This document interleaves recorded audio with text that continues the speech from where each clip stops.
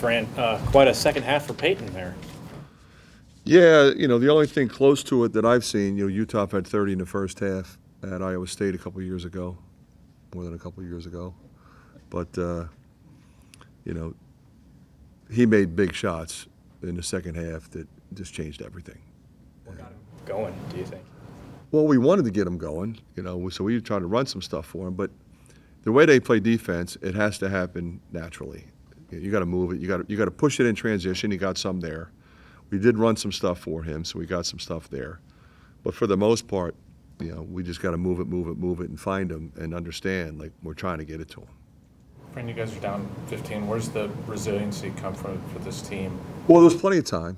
Yes, there was no need to panic. We got, a group with great character. They were locked in during the timeout, and obviously we scored the next 5, and that changes everything. Besides obvious superlatives, how would you describe what Josh did tonight?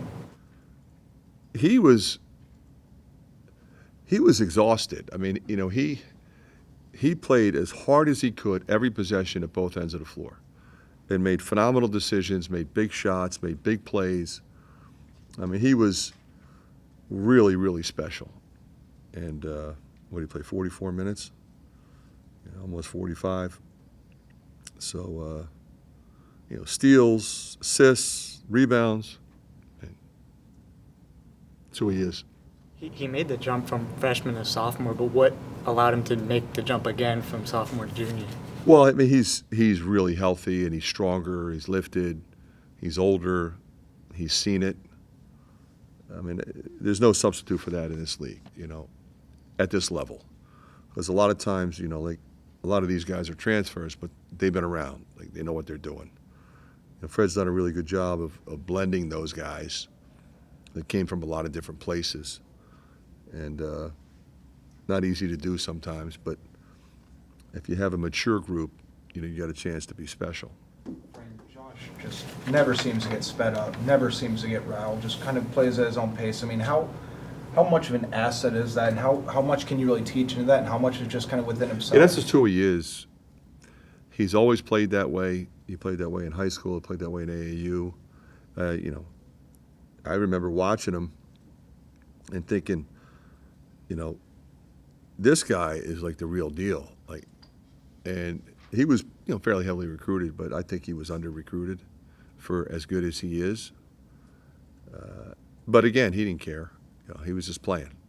Whoever recruits me, and I'll just go do what I do. And we're glad he's a Hawk. You went with that same 5 or 6 down the stretch. Yeah, I struggled with that a little bit. I wanted to get Sadhu back in there. I knew Owen's going to need a blow. He had that little stretch where, he got a little sideways, took him out, relax, get back in there. And boy, did he make an impact when he went back in. I'm so proud of him.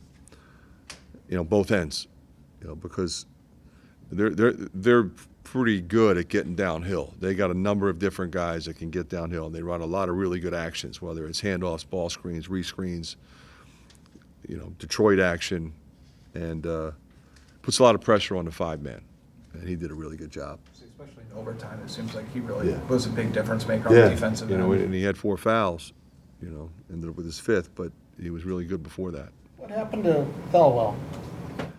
He's, it's a lingering issue that he's had with his lower leg. Is there anything you can share about Cooper?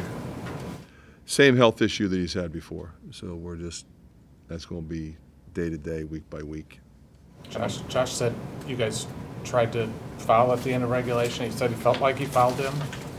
Well, we had a foul to give with 5.8 or whatever it was. So we wanted them to inbound and take a dribble or 2 a foul, which we did.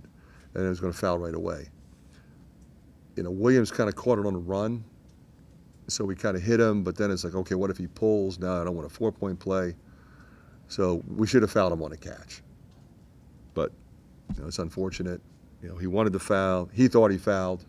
He said, I fouled him. He thought he was certain he fouled him. The ref's like, I didn't see it. I didn't see him foul him, so I let it go. So we'll go with the official on that. Price had a couple huge plays, the offensive rebound kicked out back to him at the corner three. I mean, it just seemed like he. not Head of only Steele grew up, was huge. He was terrific all night. I mean, he is an underrated defensive player. You know, he'll stick his nose on the glass, which is really big for us because we don't start a big team. So, you know, he's 6'7", so he's got to get in there and mix it up. Can a win like this be this time? He's been trying to ask a question for about 20 minutes. That's fine. On Friday, how important was it to see what you saw from your team tonight? Yeah, I mean, I expected them to perform professionally. They came and practiced really well on Sunday and Monday, and they were ready, you know, to compete against a really good team. How big can a win like this be this time of year? Well, you know, you believe in yourselves, you believe in each other, you know, and you have a sense that you're never out of it. But that's what this league is. I mean, there's going to be a lot of games like this. You referenced Utah off there. This is the first time two of your guys have scored 30 points in the same game since 2022. I think it was Keegan Murray and Jordan Bohannon. I guess, what do you think about that, to have that type of performance? Well, you know, like I said, the way they play defense, those two guys were going to have to be big, and they were. You know, the same thing happened last year. I think we made 16 last year against them. So, you know, they make it really hard on you to drive the ball from the wing to get it in the post. So you got to move it, and recognize, am I open to shoot a three, or can I drive the closeout, which is what we did. But they made them.